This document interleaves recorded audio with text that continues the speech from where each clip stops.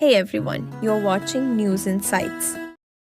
ಕ್ರೀಡಾ ಮತ್ತು ಸಾಂಸ್ಕೃತಿಕ ವೇದಿಕೆಯ ಎಲ್ಲ ಪದಾಧಿಕಾರಿಗಳು ಇದೇ ಭಾನುವಾರ 28ನೇ ತಾರೀಕು ನಾವು ಬೆಂಗಳೂರಿನ ನಯನ ಸಭಾಂಗಣದಲ್ಲಿ ಏನು ಆಯೋಜನೆ ಮಾಡಿದ್ದೇವೆ ಕಾರ್ಯಕ್ರಮ, ನಮ್ಮ ಕರಾವಳಿ ಸಾಂಸ್ಕೃತಿಕ ಮತ್ತು ಕ್ರೀಡಾ ವೇದಿಕೆ ಏನು ಪ್ರಶಸ್ತಿ ಪುರಸ್ಕೃತರು, ಮರಣೋತ್ತರ ಪ್ರಶಸ್ತಿ ಪುರಸ್ಕೃತರಾದಂತಹ ಸಾಹಸ ಸಿಂಹ ವಿಷ್ಣುವರ್ಧನ್, ಬಿ ಸರೋಜಾದೇವಿ, ಇದನ್ನು ಕೂಡ ಒಂದು ಸಂಭ್ರಮವಾಗಿ ಆಚರಣೆ ಮಾಡಲಿಕ್ಕೆ ಸಂಪೂರ್ಣ ಮಾಹಿತಿಯನ್ನು ತಮಗೆ ಒದಗಿಸಲಿಕ್ಕಾಗಿ ನಾನು ಮೊದಲಿಗೆ ಈ ವೇದಿಕೆ ಮೇಲಿರತಕ್ಕಂಥ ಇದನ್ನ ಸಂಸ್ಥಾಪನೆ ಮಾಡಿದಂತಹ ಮಾನ್ಯ ಅಧ್ಯಕ್ಷರಾದಂತಹ ಬೆಳವಾಯಿ ನವೀನ್ ಹೆಗಡೆ ಅವ್ರ ಪರವಾಗಿ ನಿಮ್ಮೆಲ್ಲರನ್ನು ನಾನು ಆಹ್ವಾನಿಸ್ತಾ ಇದ್ದೇನೆ. ಇವರು ಸಂಸ್ಥಾಪಕರು ಬೆಳವಾಯಿ ನವೀನ್ ಹೆಗಡೆ. ಹಾಗೆಯೇ ನಮ್ಮ ಹಿರಿಯ ಪದಾಧಿಕಾರಿಗಳಾದಂತಹ ಪ್ರತಿಭಾ ಅವರು ನಮ್ಮ ಜೊತೆಲಿದ್ದಾರೆ, ಅವರನ್ನು ಕೂಡ ತಮಗೆ ಪರಿಚಯ ಮಾಡಿಕೊಡೋದ್ರ ಮೂಲಕ ಆಹ್ವಾನಿಸ್ತಾ ಇದ್ದೇನೆ.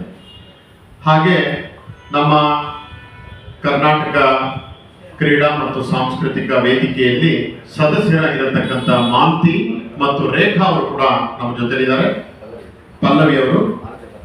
ಪಲ್ಲವಿ ಮತ್ತು ರೇಖಾ, ಕ್ಷಮೆಯಲ್ಲಿ ಪಲ್ಲವಿ ಮತ್ತು ರೇಖಾ ನಮ್ಮ ಸದಸ್ಯರು, ಅವರನ್ನು ಕೂಡ ನಿಮಗೆ ಪರಿಚಯಿಸಿ ಯಾವತ್ತು ಅಂತ ಹೇಳಿದ್ರೆ ನಾಳೆ ಭಾನುವಾರ 28ಕ್ಕೆ 10:30ಕ್ಕೆ ಸರಿಯಾಗಿ ಈ ಕಾರ್ಯಕ್ರಮ ಉದ್ಘಾಟನೆ ಆಗುತ್ತೆ. 10:30ಕ್ಕೆ ಪ್ರಾರಂಭ ಆಗಿ ರಾತ್ರಿ 7:30ರವರೆಗೂ ಕೂಡ ಕಾರ್ಯಕ್ರಮ ಇರುತ್ತದೆ. ಈ ಒಂದು ಕಾರ್ಯಕ್ರಮದಲ್ಲಿ ಸಭಾಧ್ಯಕ್ಷತೆಯನ್ನ ಮಾನ್ಯ ದಿನೇಶ್ ಗುಂಡೂರಾವ್ ಅವರು ವಹಿಸಲಿದ್ದಾರೆ. ಉದ್ಘಾಟನೆಯನ್ನ ಶಿವರಾಜ್ ತಂಗಡಿಗೆಯವರು ಮಾಡಲಿದ್ದಾರೆ. ಘನ ಉಪಸ್ಥಿತಿ ಶ್ರೀಮತಿ ಲಕ್ಷ್ಮೀ ಹೆಬ್ಬಾಳ್ಕರ್ ಅವರು, ಮತ್ತೆ ಮುಖ್ಯ ಅತಿಥಿಗಳು ಶ್ರೀ ಅಶೋಕ್ ಕುಮಾರ್ ರೈ ಮತ್ತು ಹರೀಶ್ ಕುಮಾರ್, ಭಾರತೀಯ ಆಡಳಿತ ಸೇನೆ, ಡಾಕ್ಟರ್ ಕೆ ಪ್ರಕಾಶ್ ಶೆಟ್ಟಿ, ಸೌಂದರ್ಯ ಮಂಜಪ್ಪ, ಸುರೇಶ್ ಚಿತ್ರಾಪು.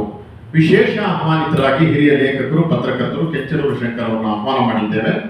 ಮತ್ತೆ 12 ಗಂಟೆಯಿಂದ ನಮ್ಮ ಈ ಕಾರ್ಯಕ್ರಮ ಉದ್ಘಾಟನೆ ಆದ ನಂತರ ಸುದರ್ಶನ ವಿಜಯ ಯಕ್ಷಗಾನ ಪ್ರಸಂಗ ಇರುತ್ತೆ. ಯಕ್ಷೇಶ್ವರಿ ಯಕ್ಷಗಾನ ಬೆಂಗಳೂರು ಇವರಿಂದ ಗಾಯನ ಕಾರ್ಯಕ್ರಮಗಳು, 100 ಜನ ಗಾಯನವನ್ನ ಮಾಡ್ತಾರೆ. ಅದರಿಂದ ನಾವು ಬರೀ ನಾಡಿನ ಹೆಸರಾಂತ ಗಾಯಕರು ಅಂತ ಹಾಕಿದ್ದೇವೆ. ಬಹಳ ಸಾಮೂಹಿಕವಾಗಿ ಇಂಡಿವಿಜುವಲ್ ಆಗಿ ಎಲ್ಲ ಹಾಡುಗಳನ್ನು ಹಾಡುವವರಿದ್ದಾರೆ ಅವರು. ಈ ಒಂದು ವೇದಿಕೆ ಒಂದು ಆಪರ್ಚುನಿಟಿ ಆಗಿ ಕೊಡಬೇಕಂತ ಆ್ಯಕ್ಚುಲಿ ನಾವು ಅದನ್ನು ಸ್ಟಾರ್ಟ್ ಮಾಡಿದ್ವಿ.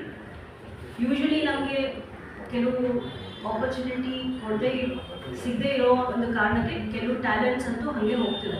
So we are trying to give the opportunities for people who are not able to get this.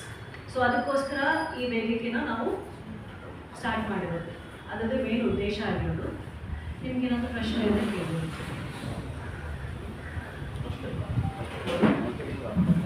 ಒಳ್ಳೆಯ ಸಾಯಿತು 40 ವರ್ಷದಿಂದ ಈ ಸಾಂಸ್ಕೃತಿಕ ಕ್ರೀಡೆಗಳನ್ನು ತೊಡಗಿಸ್ಕೊಂಡಿದ್ದೇನೆ. ಆಮೇಲೆ ಇದು 27 ವರ್ಷಗಳ ಹಿಂದೆ ಕನ್ನಡ ಕರಾವಳಿ ವೇದಿಕೆ ಅನ್ನೋ ಒಂದು ಸಂಸ್ಥೆ ಹುಟ್ಟಾಕಿದ್ದೇನೆ. ಅದರಲ್ಲಿ ಸಾಮಾಜಿಕ ಕೆಲಸ ಆಗ್ತಾ ಇದೆ. ಈಗ ಈ ಸ್ಪೋರ್ಟ್ಸ್ ಮತ್ತು ಕಲ್ಚರ್ ಪ್ರೋಗ್ರಾಮಿಗೋಸ್ಕರ ಈ ಒಂದು ವೇದಿಕೆ ರೆಡಿ ಮಾಡ್ತಾ ಇದ್ದೇನೆ. ಇದು ನನ್ನ ಮೇನ್ ಮುಖ್ಯ ಉದ್ದೇಶ, ಈಗಿನ ಯಂಗ್ಸ್ಟರ್ಸ್ಗೆ ಒಂದು ವೇದಿಕೆ ಬೇಕು ಅಂತ, ಸ್ಪೋರ್ಟ್ಸ್ ಆಗಲಿ ಕಲ್ಚರ್ ಒಂದು ವೇದಿಕೆ ಬೇಕೆಂಬ ಉದ್ದೇಶದಿಂದ ಇದನ್ನು ನಾವು ಪ್ರಾರಂಭ ಮಾಡ್ತಿದ್ದೇವೆ.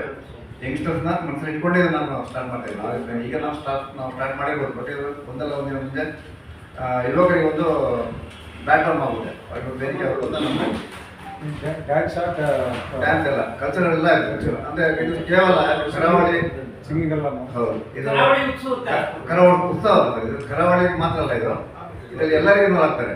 ಹೆಸರು ಮಾತ್ರ ಕರಾವಳಿ ಸ್ಪೋರ್ಟ್ಸ್ ಅಂಡ್ ಕಲ್ಚರ್ ಅಕಾಡೆಮಿ ಅಂತ. ಇದು ಕರ್ನಾಟಕದ, ಇದು ಕರಾವಳಿ ಕರ್ನಾಟಕದ ಪ್ರತಿಯೊಬ್ಬರಿಗೆ ಭಾಷೆ, ಧರ್ಮ, ಜಾತಿ ಯಾವ್ದು ಬರಲ್ಲ ಅದರಲ್ಲಿ, ವೈವಿಧ್ಯಮಯ. ಆಮೇಲೆ ಧರ್ಮ ಮತ್ತು ಭಾಷೆ ಎಲ್ಲ ಒಂದೇ ಧರ್ಮ ಒಂದೇ ಭಾಷೆ ಅಂತೇಳಿ ನಾವು ಇದನ್ನು ಪ್ರಾರಂಭ ಮಾಡ್ತಿದ್ದೇವೆ. ಯಾವುದೇ ಕಾರಣಕ್ಕೆ ಭಾಷೆ ಮತ್ತು ಧರ್ಮದ ಪ್ರಶ್ನೆ ಬರಲ್ಲ ಇಲ್ಲಿ. ಮತ್ತು ಕರಾವಳಿ ಮೇಲೆ ಯಾರಿಗೆ ಅಲ್ಲಿಂದ ಸ್ಟಾರ್ಟ್ ಮಾಡ್ಬೋದು. ಸಿಕ್ಕ ಲಕ್ಷ 8 ಲಕ್ಷ ಇದ್ದಾರೆ ಬೆಂಗಳೂರಿಗೆ. ಕರಾವಳಿಯವರೇ 8 ಲಕ್ಷ ಮೇಲೆ ಇದ್ದಾರೆ. ಭವನ ಅಂತಿಲ್ಲ, ಕರಾವಳಿ ಭವನ ಕಟ್ಟಬೇಕೆಂಬ ಕನಸು ಕಂಡುಕೊಂಡು ಈ ಇದನ್ನು ಪ್ರಾರಂಭ ಮಾಡ್ತೇನೆ. ನೋಡ್ರಿ, ನನಗೆ ಮುಖ್ಯ